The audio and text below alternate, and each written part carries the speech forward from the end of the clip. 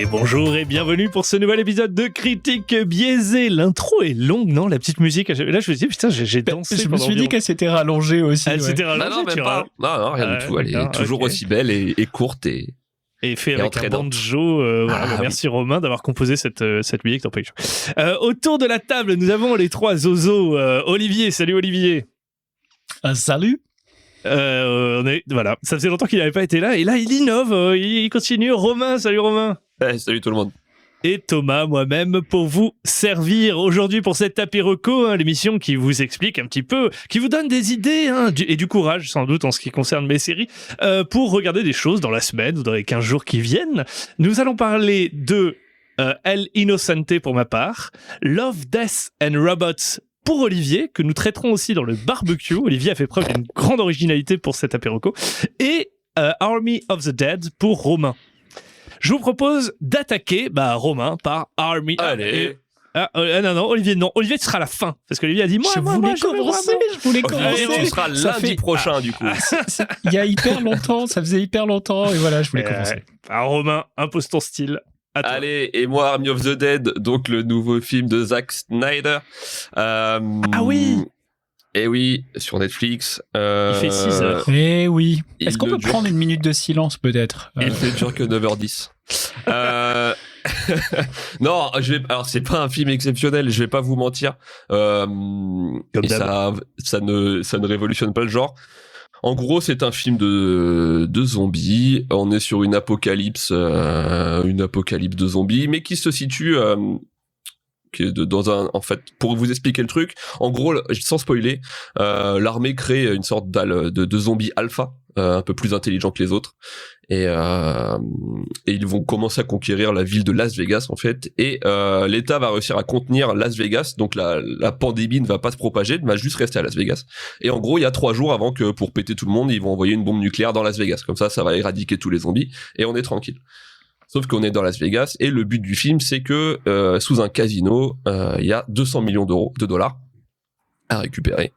Donc ils sont missionnés par des gens. En fait, c'est un peu un Ocean Eleven avec des zombies dans le style. Ça invente rien. Je pense que ça met des bases de lore pour des séquelles préquelles qu'il va y avoir. A priori, il y en a plein de programmés avec Netflix, dont une série d'animation bientôt. Donc ça met surtout des bases. C'est fun, et ça se regarde quoi. Olivier, c'est pas parce que tu fais non que je changerai d'avis. Non. Alors attends. Comme la dernière fois, on a parlé vraiment on a pris le temps de parler de Zack Snyder. J'ai regardé le film. Parce que vous m'avez parlé de tout ce qu'il avait de cool et de ce qu'il pouvait faire et du type d'univers qu'il pouvait déployer. Et honnêtement, c'est tout pourri ce film. L'histoire ne tient pas du tout la route. En fait, j'en dirai pas plus parce que l'idée c'est pas de spoiler, mais ça tient pas du tout la route. Et t'as dit que c'était fun. C'est plutôt fun quand même. J'ai trouvé ça tombe à côté. C'est pas. Ouais, je suis assez d'accord. Mais de toute façon, j'ai pas trouvé ça exceptionnel. Je préfère vous le dire à tout le monde. J'avais préféré Dawn of the Dead à l'époque, qui était plus fun. Bon, tout le monde se marre. Je me sens persécuté. Non, je me marre parce que l'apéroco devient l'apé des recos. En fait, on va parler de choses qu'il ne faut pas regarder. Genre, évitez de cliquer sur Netflix sur ce truc, en fait. Non, évitez de cliquer sur Netflix. Allez sur Prime Video. Ouais, c'est l'inverse du moteur de recommandation. Non, moi, je vais vous faire c'est la seule recommandation valable de l'épisode, ce sera la mienne. On y vient bientôt. Je sais pas si on va la faire, du coup. On va rester sur l'apé des recos. C'est ça. C'est mieux, c'est pas bête, en vrai. Ne regardez pas ça. Allez Olivier, parce que t'as très envie, je terminerai, je clôturerai la marque. Parle-nous d'amour, donc c'est un vrai sandwich et robot. Ouais, exactement. On va se faire un sandwich. Deux trucs pourris au milieu, on aura le truc cool. Donc moi je vais vous parler de Love, Death and Robots. 4,4 sur Allociné, 8,5 sur IMDb, et honnêtement je trouve que c'est 4,4 Ouais, et je trouve que c'est pas assez. Non mais sur 5, pardon, je suis en train de réfléchir, ça me paraissait dégueulasse comme note. Oui, sur 5. Sur Allociné, c'est sur 5. Ah oui, d'accord. Alors, pourquoi je le conseille? Il y a plein de raisons. La plus importante, c'est que ça fait chier l'équipe, vu que c'est le sujet de notre prochain épisode long, le barbecue, la semaine prochaine. Donc, normalement, on parle pas des mêmes trucs 2 fois. Mais en vrai, je trouve que cette série le mérite. Donc, on va faire un peu l'exception. L'excuse la plus pourrie du monde. Pas de risque de spoil. C'est fou, non, mais... Je ne spoil pas le prochain épisode, je ne spoil pas la série, parce que de toute façon, la série elle est déjà spoilée, c'est dans le titre, il y a souvent de l'amour, des robots et la mort. Voilà, c'est ça, quoi, la vie finalement.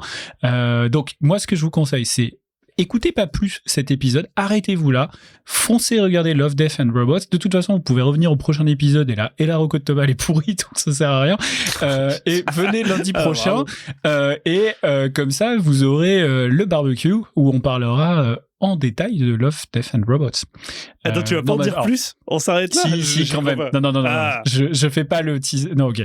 Allez, je rentre un peu dans le détail. L'histoire est impossible à résumer puisque, en fait, c'est une anthologie, donc on va avoir, je sais pas combien il y a d'épisodes, je crois que c'est une vingtaine, une trentaine même au total, sur 2 saisons. Chaque épisode, il fait globalement moins de 20 minutes et raconte une histoire différente. Et le plus souvent, et c'est là où c'est super fort, c'est que en 12 minutes, il donne plus d'épaisseur et d'émotion qu'un film de Zack Snyder de 4 heures. Voilà. Donc chaque épisode est stylé. Voilà. La technique d'animation est différente à chaque épisode et tu prends une claque quasi systématiquement.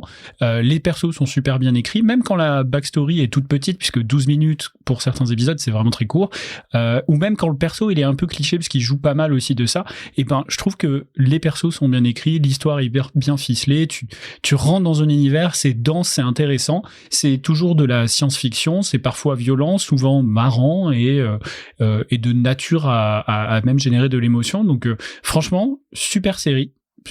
Qui vaut le coup de regarder, et puis c'est facile à snacker parce que il y a pas de, on peut vraiment le regarder à son rythme, quoi. On n'est pas obligé de regarder si on a envie de se faire un épisode tous les 2 mois, c'est complètement possible, donc voilà. Et pour plein de gens, ça rappelle un peu par le type de sujet et de profondeur des sujets, ça peut rappeler parfois dans un autre style Black Mirror, parce que évidemment ça touche du doigt plein de sujets vers où l'humanité se dirige. Donc voilà, grosse reco de ma part, Love, Death and Robots, dont on parlera du coup la semaine prochaine plus en détail.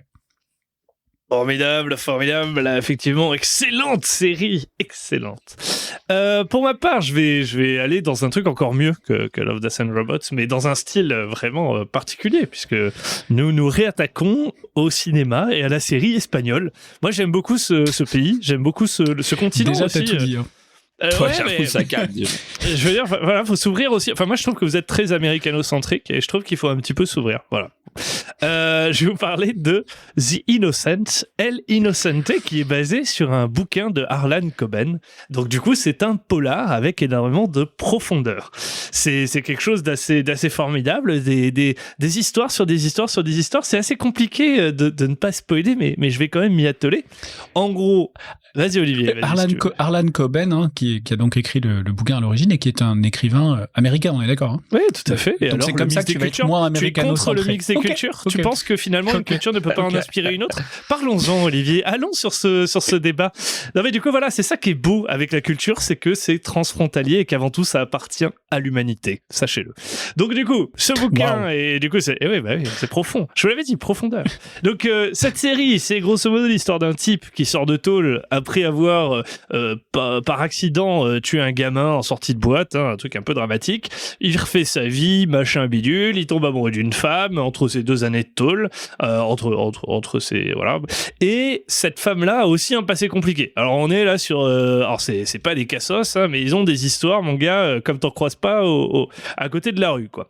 Et à partir de là, il se passe que les 2 histoires vont un peu se mêler. On se rend compte qu'il y a des choses un peu cheloues, un coup de fil qui part un peu en cacahuète, puis des images, une espèce de tension qui commence à se créer. La femme est à un endroit où elle ne devrait pas être. L'homme reçoit quelques photos qui le chafouinent, et puis c'est la descente aux enfers. On va apercevoir. C'est Véronica Mars? Alors, Véronica Mars, alors je pourrais en parler parce que je pourrais suggérer Véronica Mars, c'est excellent, regardez-le. Et donc du coup, ces 2 histoires vont s'intriquer, mais c'est un peu ça, c'est un grand classique, tu sais, de la littérature américano-espagnole. Et donc à partir de là, les 2 histoires vont s'imbriquer, on va plus savoir vraiment qui est le gentil, qui est le méchant, qui a tué cette personne, quel est le lourd secret qu'ils portent tous les 2. Est-ce que vraiment ils sont qui ils semblent être? Et donc du coup, pendant 8 épisodes, c'est une mini-série. série, on va se poser plein de questions. Et il y a une tension qui va s'instaurer, qui est un petit peu délicate à percevoir. J'avoue qu'avoir un peu de mal avec les acteurs qui sont pas aussi grandioses qu'ils ne pourraient être, mais quand même, il faut avouer que l'histoire est bien ficelée, qu'elle monte dans les tours, et que on est quand même happé, le 7e et 8e épisode, donc les deux derniers, t'es quand même un peu tendu des entrailles, et tu te dis, mais t'as envie de savoir la suite. Donc rien que pour ça, je félicite El Innocente. C'est extrêmement bien noté dans IMDb. Bon, les notes ne veulent absolument rien dire, 8 sur 10. Et il faut reconnaître que c'est un polar travaillé et relativement bien exploité. Ça pourrait être mieux, mais voilà, vous pouvez le regarder si vous aimez bien l'espagnol, si vous parlez espagnol, et si vous aimez bien l'Amérique et que vous parlez l'Amérique. Allez-y, banco pour la caravane. Voilà. Tu m'as presque donné envie. Par contre, la longueur, c'est quoi? C'est très long comme série ou pas? C'est 8 épisodes de 40 minutes, je crois. Ça va être aux alentours de 40. Okay. Donc c'est quand même un chunk assez gros. Et vraiment, j'ai failli arrêter parce que le milieu est quand même assez mou, j'ai trouvé. Par contre, la fin, tu te dis, putain, c'est des histoires qui s'imbriquent et tu vois, où ça mixe un petit peu les réalités. C'est quand même pas mal foutu dans les polars. Et là, du coup, c'est ce que j'ai ressenti. Mais voilà. Ce serait pas un franc conseil. J'aurais peur que tu me dises, c'est trop de la merde, on dirait du Zack Snyder. mais si t'as 8 épisodes à tuer, tu peux le regarder. Voilà. Ou si t'as 8 heures de train comme moi cette dernière semaine. Voilà les amis pour l'apéreco. Nous nous retrouvons donc la semaine prochaine pour Love, Death and Robots dont vous n'avez jamais entendu parler. Et... Encore ? Bon, finalement, on annule. On en a traité aujourd'hui. Et nous vous souhaitons une excellente semaine. À très bientôt. N'hésitez pas à nous dire ce que vous en pensez, à laisser des commentaires, à lâcher des notes, à nous écrire, à nous PM, à venir sur le Discord bleu.tv pour nous parler. C'est tout en lien avec Critique Biaisée. Et nous vous faisons des gros bisous. À bientôt. Bonne semaine. Bonne semaine. Au revoir.